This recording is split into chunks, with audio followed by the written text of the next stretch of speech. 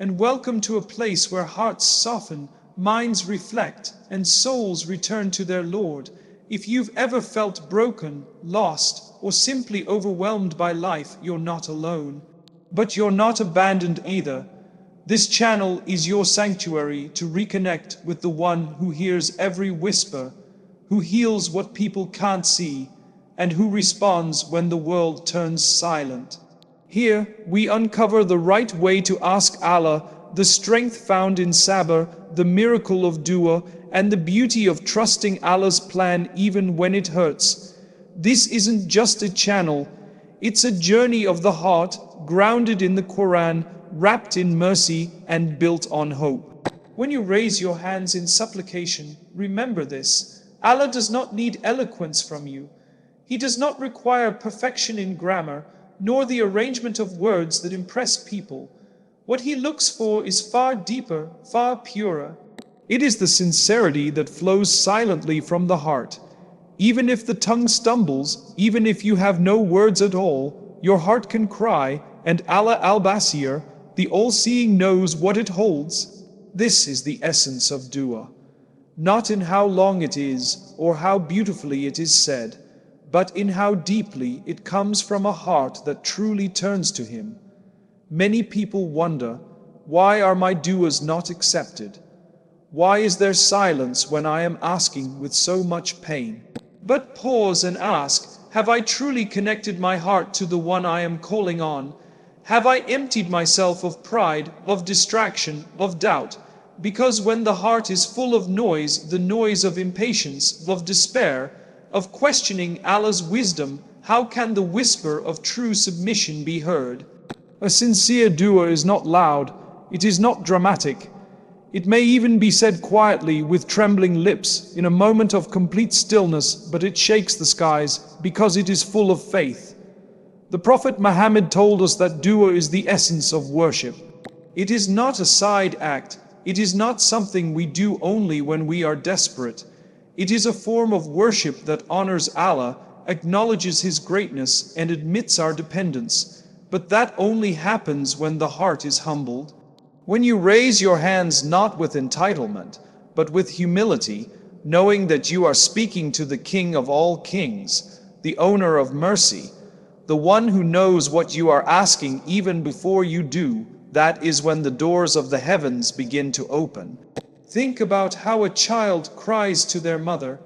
There is no need for formality, no fancy words, just pure emotion, raw need, and a heart that knows where to turn. Now imagine the love of Allah. It is more than a mother's love by infinite degrees. He says in the Quran, "Call upon me, I will respond to you." Surah Ghafir 40:60. This is not a suggestion, it is a promise, but He also sees what lies behind the call.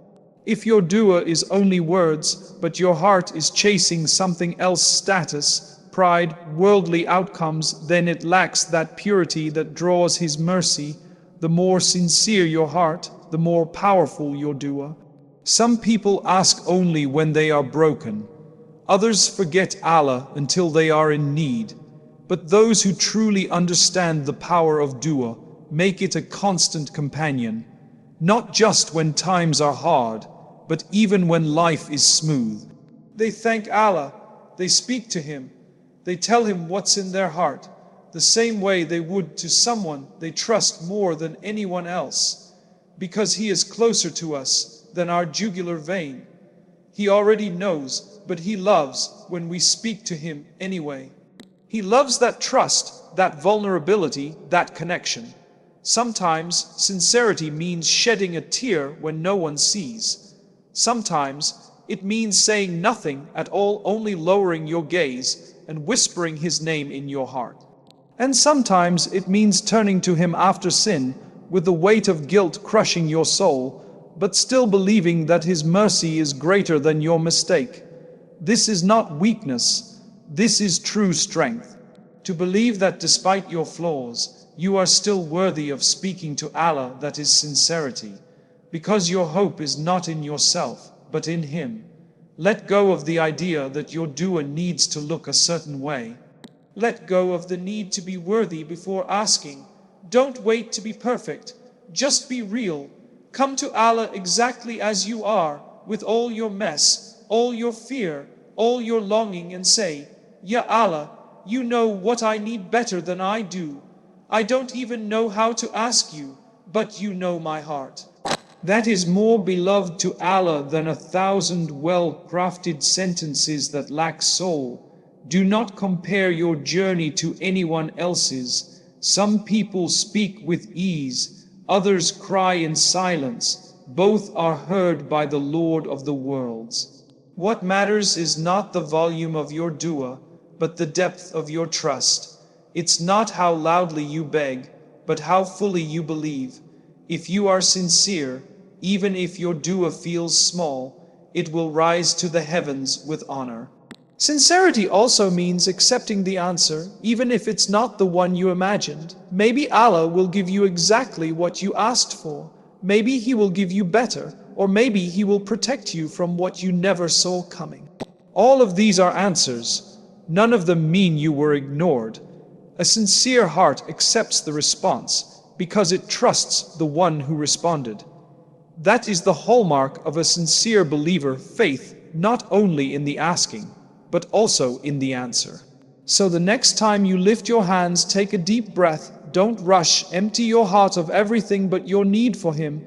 Don't be afraid to cry. Don't be afraid to repeat yourself. And don't walk away thinking nothing happened. Every sincere dua leaves a mark. Maybe not in your life immediately, but always in your record with Allah. In the end, your dua is not just about what you want. It's about who you turn to. And when that turning is sincere, Allah never turns you away. Let your heart speak. Allah is always listening. There will be times in life when you feel like your heart has bled in sujood, when your hands are raised, your voice trembling, your eyes heavy with tears, and still silence. You ask Allah again and again. You beg, you whisper His names, you cry in the last third of the night, and yet nothing changes. It is in those moments that Shaitan creeps in and whispers, your dua is not being answered. But this is where your heart must hold firm. Every delay from Allah is not denial, it is divine timing. It is mercy that you cannot see yet. Every unanswered dua is either a protection, a preparation, or a redirection. And if you knew what He knows, you would fall into sujood not to beg, but to thank Him for not giving you what you asked for, exactly when you asked for it. The delay is not a punishment, it is a process. When Allah doesn't give you what you want instantly, it is because He is preparing you for what is better, or preparing what is better for you. The problem is never with the timing of the answer, it is always with the impatience of the heart. We live in a world that worships speed. Everything is instant, but the journey of faith is not fast. It is about trust. You plant the seed of your dua and you wait. You water it with istighfar, you nourish it with salah, and you protect it with tawakkul. And when Allah decides the moment is right, not too early, not too late, it blooms in your life like a mercy you never imagined. The Prophet said, dua is accepted so long as one does not become hasty and say, I made dua and I was not answered. That hadith is powerful because it shows us that what breaks a dua is not Allah turning away, it is our own hearts giving up too soon. Real trust in Allah means continuing to ask, even when the skies are silent. It means believing that He heard you the first time, and the second, and the 100th, and if He hasn't responded in the way you expected, it's because He is writing something better, something safer, something deeper, and you may only understand it years later. Sometimes what you are asking for is not written for you right now, not because you are unworthy, but because it would harm you more than heal you, or because it would distract you from something greater that He has written in your qadr. The storm that hasn't passed yet may be delaying you from a path you weren't meant to walk. The door that stays closed might be the one that was going to take you away from your purpose. Trust that His delay is full of knowledge. His timing is not flawed, our understanding is limited. Allah is never late. He is never absent. His delay is never accidental. He holds your entire life in His hands. The heartbreak you can't understand right now, the silence that feels unbearable, the years that seem empty, all of it is known to Him, and He is closer to you in those moments than ever before. Do not measure His love by the speed of the answer. Measure it by the fact that He allows you to speak to Him directly again and again, and that alone is a gift. Even when you feel like your dua is floating in the air unheard, trust that it has already reached the one who knows what lies hidden in your chest. He knows the depth of your wound, He knows the sincerity of your cry, and He knows what you cannot bear. So if He delays, it is out of His rahmah, not rejection. If He withholds, it is because what He gives in its place is more beautiful than what you were asking for. Some of the most powerful stories in the Quran are about waiting. Look at Prophet Yabaz, years of illness, loss upon loss, yet his dua was constant, and Allah did not ignore him. He was raising his rank, beautifying his patience, preparing for a reward that would echo for generations. And when the time came, Allah responded instantly.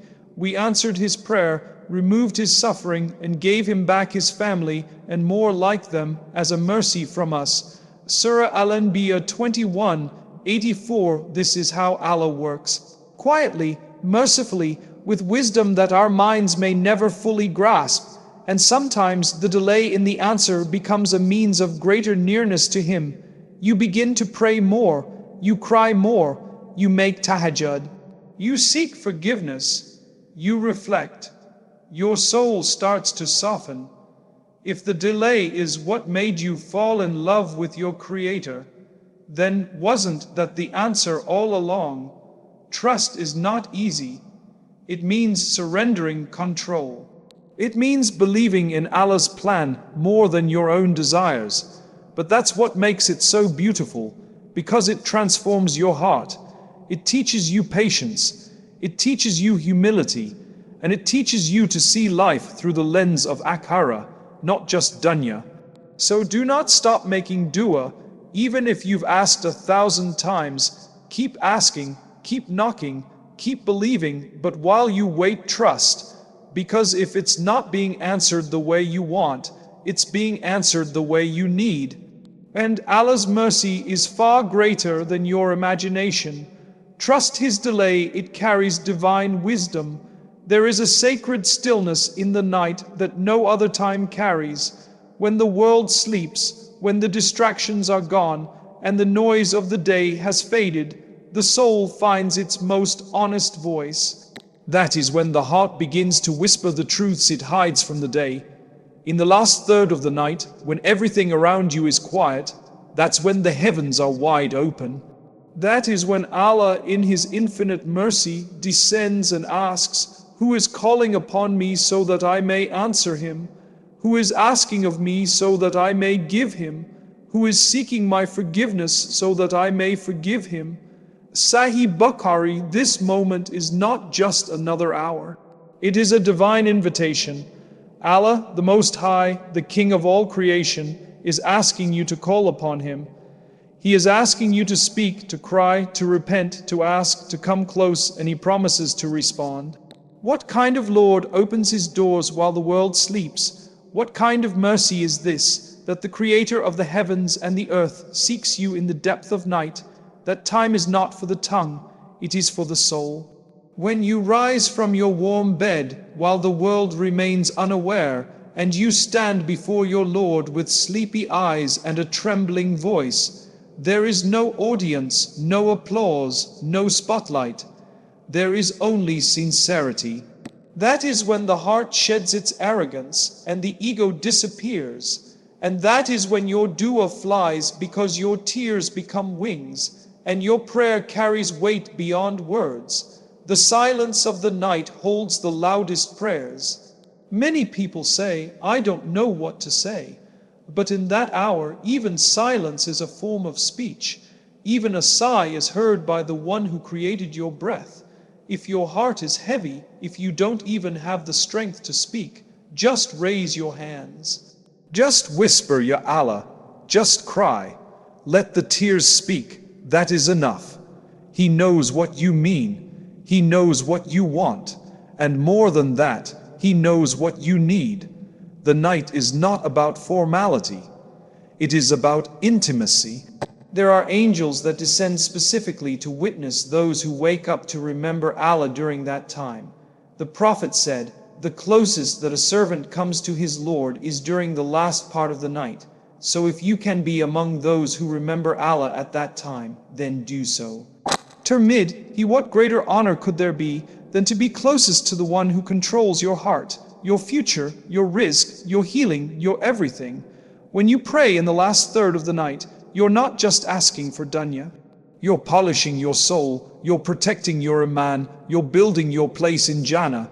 You're teaching your heart to love silence, because in the silence, there is no barrier between you and Him. Your worries are not too small. Your grief is not too heavy. Your hopes are not too big. There is nothing that is too much for the Lord of the throne. Sometimes the most broken people are the ones who find strength in those hours. Because the pain wakes them, the emptiness drives them, the longing forces them to rise and beg, and that desperation is not shameful. It is beautiful, it is honored. Allah loves those who come to Him desperate. He loves those who run to Him when everyone else turns away. If your heartbreak brings you to the prayer mat at 3 a.m., then that heartbreak was a mercy in disguise. We think we are alone in the night. But the angels are writing. The sky is listening. The floor beneath your forehead is bearing witness. And the one who hears all, sees all, knows all is closer to you in that moment than you could ever imagine. He is closer to you than your own thoughts, and He never ignores a single sincere call. Sometimes you won't see the answer immediately. Sometimes you will cry for months, but every tear is recorded, every sigh is written. And every sincere dua made in the last third of the night holds a special place in the realm of unseen responses. You may be planting the seeds of future mercy, of safety, of protection from something that was going to break you, or of guidance that will save your children, or of strength that you'll need years from now.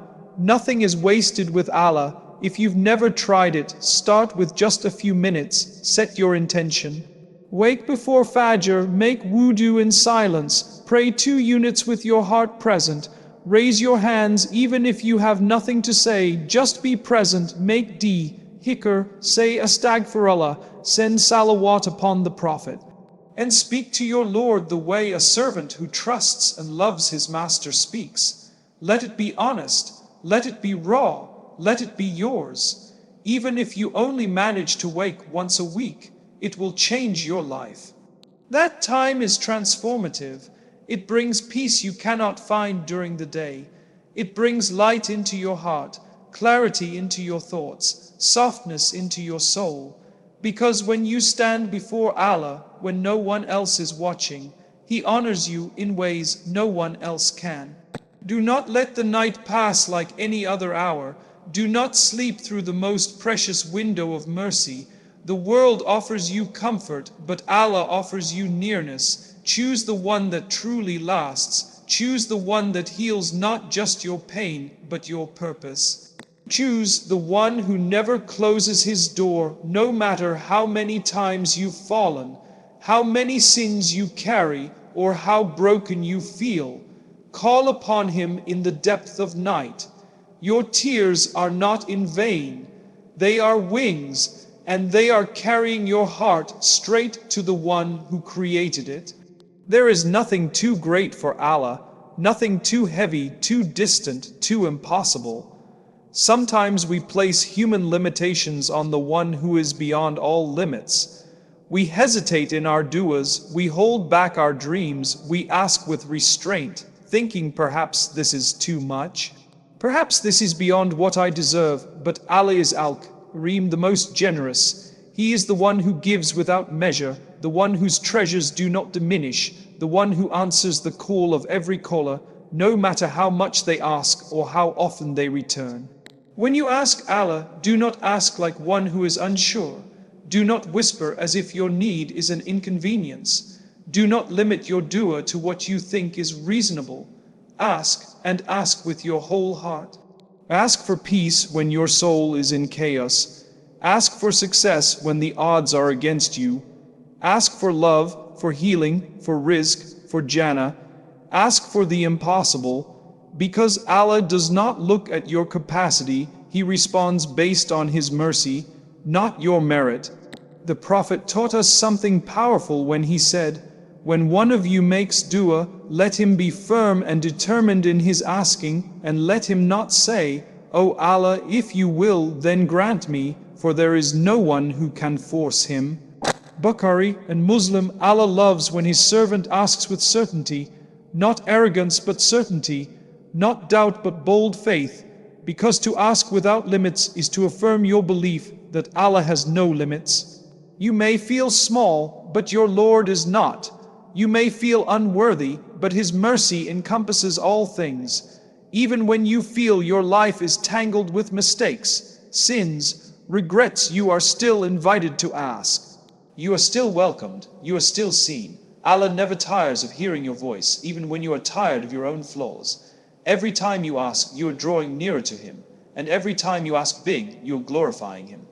You are saying, "Ya Allah, I believe you are capable of all things. I believe you are more generous than I can imagine." Sometimes we think it is humble to ask for less, but true humility is not in shrinking your dua, it is in recognizing your need. And our need is constant, vast, overwhelming. We are always in need of guidance, of mercy, of protection, of light. Even if your life looks stable from the outside, your soul still thirsts for Allah's nearness. So ask, not just with your words, with your entire being, with your heart wide open, with your intentions pure, with your trust placed entirely in His plan. Do not compare your requests to others. What seems small to one person may be everything to someone else. And what seems too big to you is nothing for the one who created the heavens and the earth without effort. If He can split the sea for Musa, as if He can bring water from dry rock, if He can lift a prophet to the heavens, if He can protect Yunus as in the belly of the whale, He can surely solve your problem. He can surely give you more than what you're afraid to ask for. Even if the people around you make you feel like you're asking for too much, don't lower your dua. People may get tired of your needs, but Allah never does. People may roll their eyes at your dreams, but Allah honors your hope. The Prophet once said that when you ask Allah, ask for Al-Firdaus Al-A'la, the highest level of Jannah, not just any place in paradise.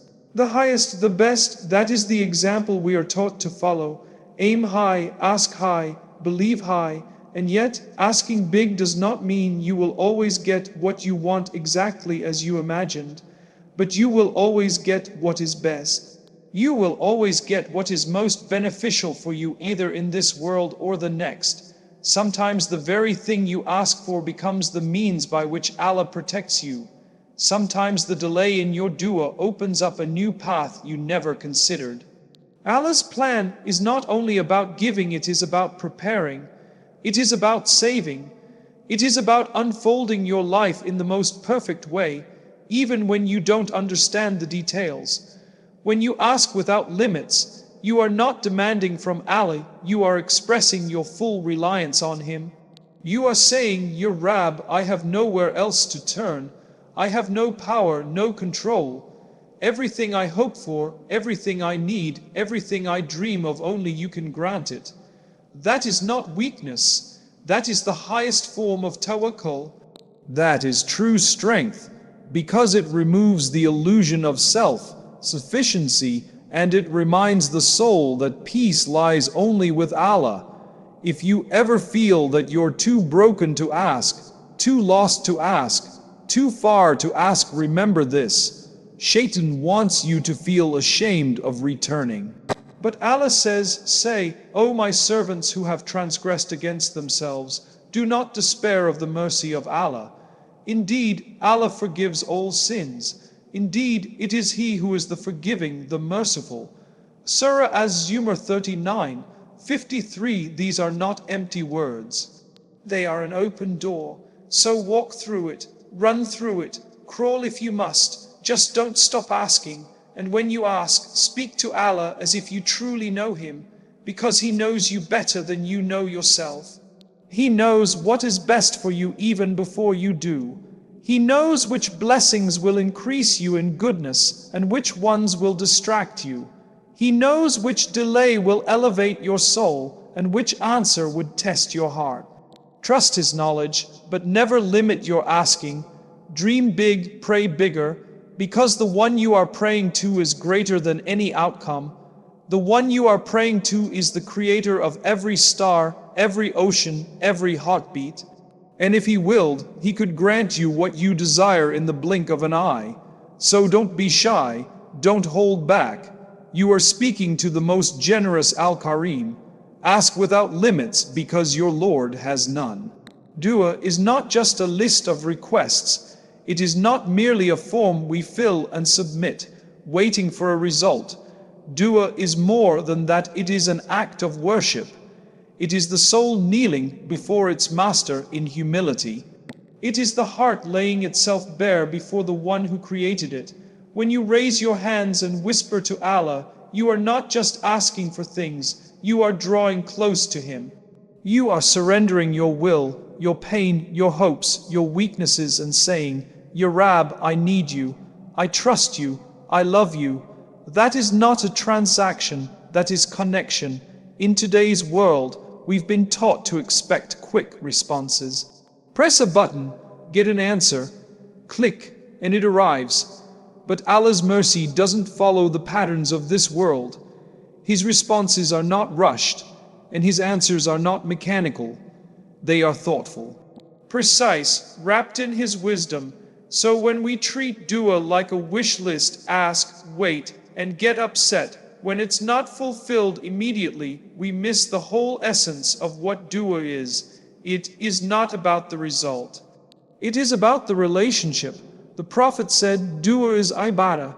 He didn't say it's a tool for getting what you want. He said it is worship. That means even if you ask and don't see the answer, the act of turning to Allah was the reward. The act of humbling yourself was the elevation. The act of seeking Him was the success. Every moment you spend making dua, you are engaged in worship, in remembrance, in love. You are placing your heart in the safest hands. And that is already a blessing. Sometimes we make dua and wait with impatience. We expect change instantly, and if nothing shifts, we feel disappointment. But that only happens when we misunderstand what dua is. If you think of it as a transaction, I asked, so I should receive, then disappointment is inevitable. But if you realize that you are standing before the King of Kings, the most merciful, the one who sees what you do not, then you will find peace even before the answer arrives. Because you will know, my Lord has heard me, my voice reached Him, my tears were witnessed, and whether or not I see it, something changed. Dua softens the heart, it breaks pride, it teaches patience. It removes the illusion of control. It brings clarity, even if your situation doesn't change, and sometimes it changes you. Maybe your dua won't change the world around you, but it will shift your heart. It will heal your perception. It will bring tranquility into your storm, and that is more precious than the thing you were asking for. Imagine a person who turns to Allah every single night, not just to ask for success or healing or relief, but simply to connect, to speak, to thank, to cry, to unload. Such a person is already walking in light. They are already surrounded by mercy. They are already honored, because they understood the secret of dua, that it is not only about results, but about nearness. When you understand that dua is worship, you will stop watching the clock. You will stop wondering why it hasn't been answered. You will stop comparing your life to others. You will begin to cherish the moment of asking itself. You will begin to love that space of vulnerability, because in that moment, your soul is closest to its creator, and nothing compares to that nearness. We must also remember there is no such thing as a wasted dua. Nothing goes unheard. Even if you don't see a response in this world, your words have risen to the heavens and been recorded. Even if your tears dried on your pillow with no apparent outcome, they were seen. They will return to you in a form better than you imagined in the dunya or in the akhirah, where the reward is eternal and pure. Never regret a dua, never feel like it was pointless, because each one was an act of devotion. Sometimes Allah withholds the answer not to punish you, but to keep you close. He loves to hear your voice. He loves the turning of your heart toward Him.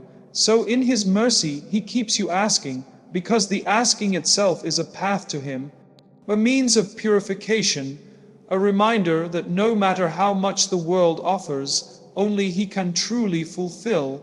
And when we don't get what we want, it's easy to feel disappointed.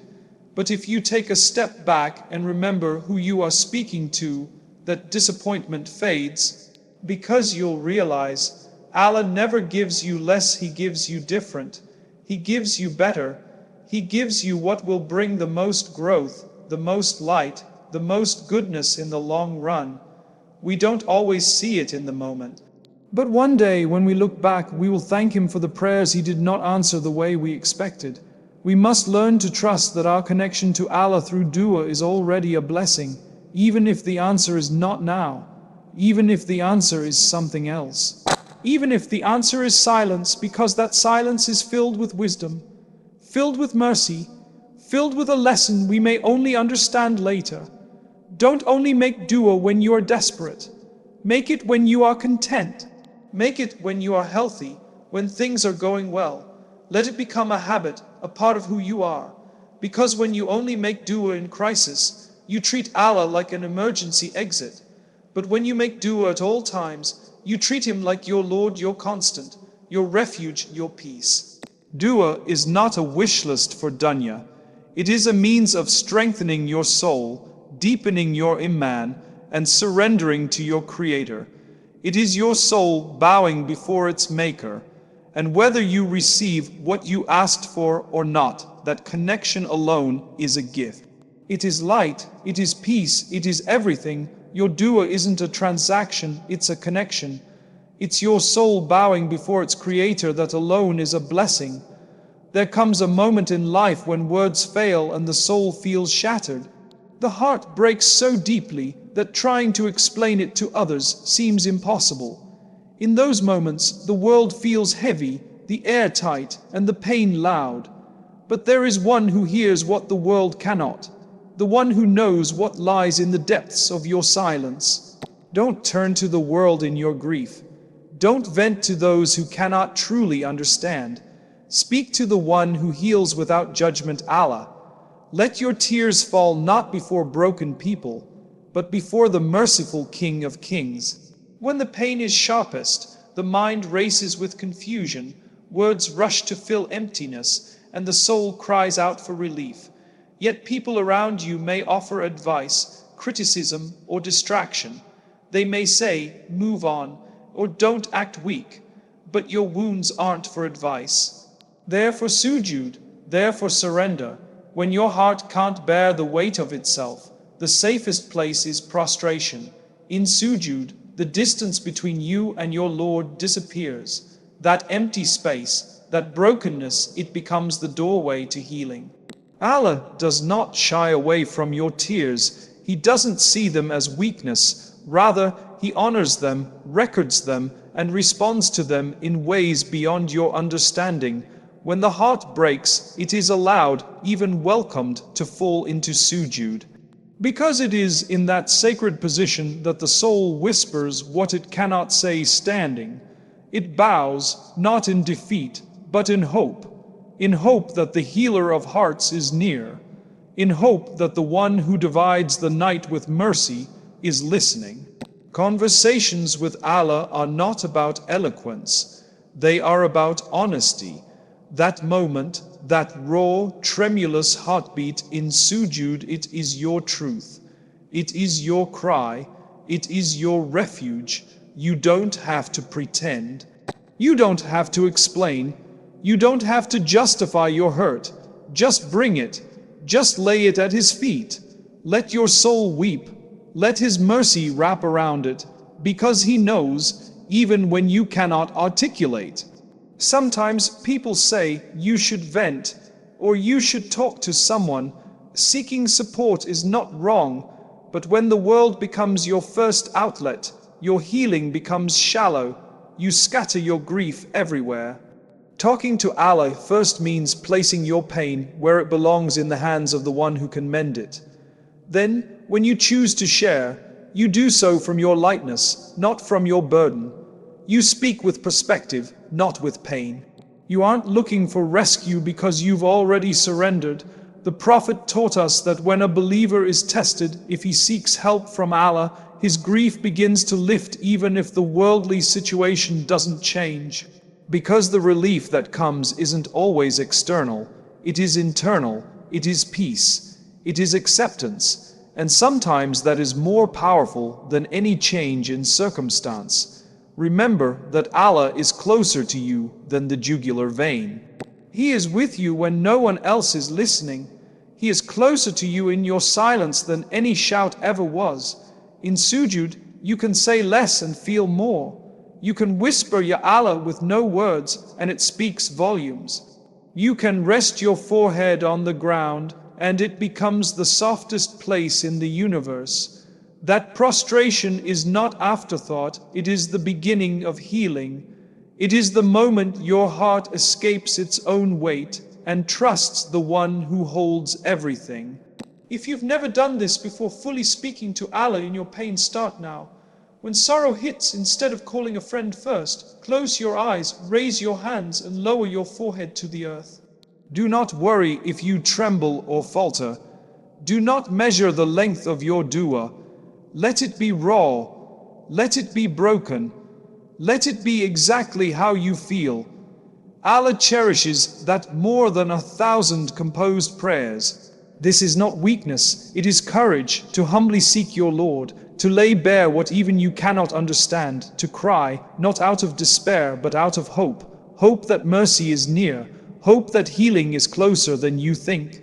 Hope that the one you speak to knows your frame better than you do. Your pain is not a sentence, it is a space for sujood. And in that sujood, something begins to shift. Light enters, relief arrives. Mercy flows. Even if the door you wanted opens later, your soul will already be in a state of healing. Even if nothing changes for now, something has changed. Your relationship to your pain, your trust in your Lord, your identity as a believer who turns to Allah first. You will realize that no comfort in this world can replace the comfort of speaking to your Creator.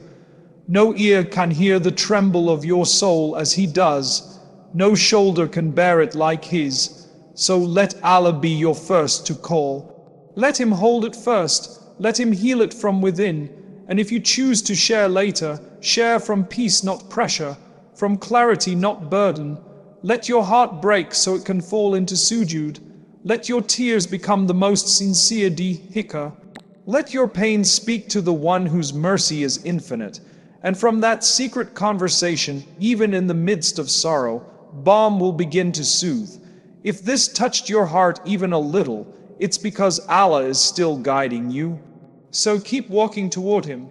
Subscribe, like, and share, not just for you, but for every soul who needs hope. Jazakum Allahu khairan. Until next time, keep your heart in sujood and your trust in Allah.